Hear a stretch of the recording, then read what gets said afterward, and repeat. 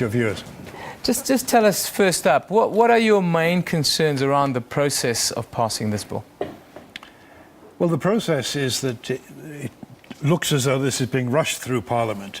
It is clearly a bill which ought to be referred to NEDLAC, which was set up precisely to provide a forum for in-depth discussion of bills that affect employment issues, and they can't dispute that because it actually has the word employment in its title. So clearly it must be discussed. But our more serious concerns is that it's a bill that doesn't deal with what it's supposed to be dealing with, which is the huge problem of youth unemployment. And we're more keen than anybody to start to solve this problem. Yeah. But it won't be done by the measures in this bill. And the danger is that people will pretend that this is solving the problem, when in fact it's going to have a minimal, if any, effect on unemployment.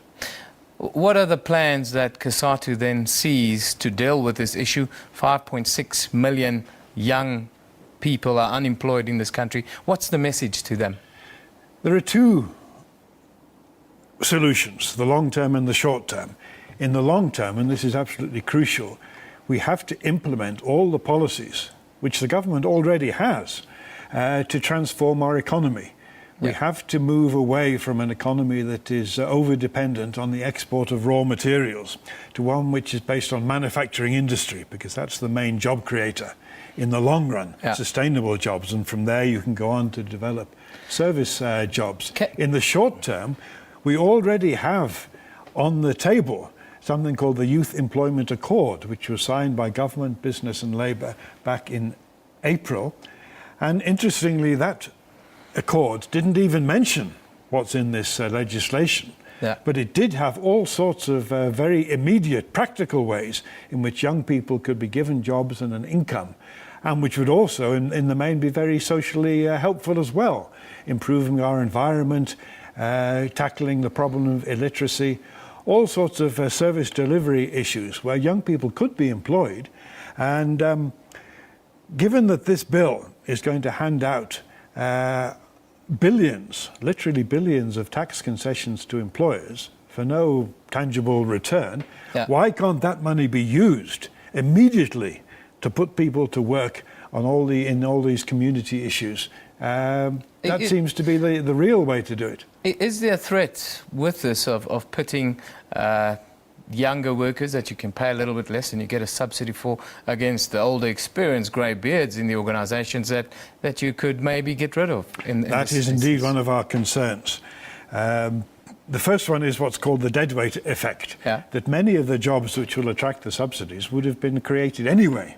So we're really giving the employer money for nothing. Correct. But as you say, substitution is the other one. The government say there's a measure in this bill which will make it illegal. But how on earth that's going to be enforced, we don't know, because there are all sorts of other reasons why an employer could get rid of older workers, and to prove that they got rid of them simply in order to bring in younger workers who would then give them a big tax concession is going to be impossible. And clearly there will be an incentive, because the tax relief is greater if the workers are on the minimum wage in that sector.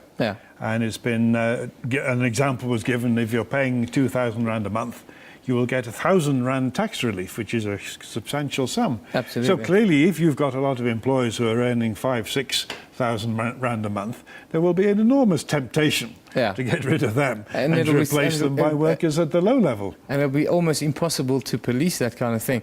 But I wanted to move on to the plight of the working man in South Africa. It seems to be more and increasingly under difficult economic conditions, to be under pressure to support his or her family. How difficult has it become for the working man in South Africa to do the basics?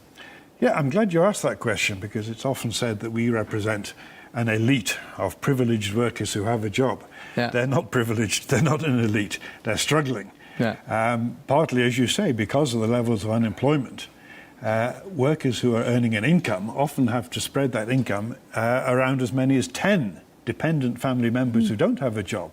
And that's the biggest factor. But on top of that, there have been all sorts of increases in costs of electricity, water, fuel. And now they face the possibility of e-tolls on top of all that. Yeah. This is why workers are becoming so frustrated. But what makes it even worse in South Africa, which is now the most unequal society in the world, they see other people, particularly their own employers, earning maybe several hundred times as much, and can see absolutely no justification for that, and they're absolutely right.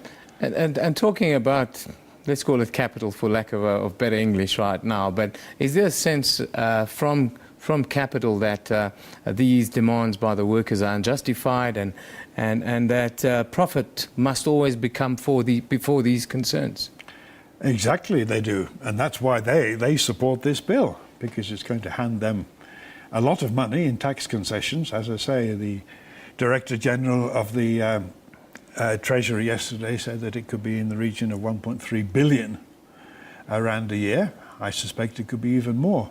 Yeah. So of course they're in favour of it, but it will not help the workers, and we believe more importantly will not in the long run help the unemployed, because even those who do get jobs under this are not guaranteed they'll get any kind of skills training, and no security. When they no longer qualify for the subsidy, they can simply be got rid of. Now, business says, following this strike season, that they are increasingly under pressure through what they call unsustainable demands by unscrupulous unions who are making promises to workers that are not sustainable in the current economy. What do you say to that? They've got it completely upside down. These demands are coming to us from the workers. Not somebody sitting in an office telling the workers this is what they want. The workers are demanding these things.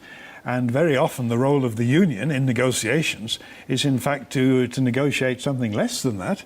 And we've seen a number of settlements recently which have been reasonably good, but could no way be described as unreasonable or excessive given the incomes of people generally in South Africa. Mr. Craven, we could talk for the rest of the morning, but unfortunately we've got a whole host of other issues standing by. Thank you for joining us this morning. This is Patrick Craven, the National Spokesperson of Labour Federation Cosatu. Thank you once again. Thank you for inviting me.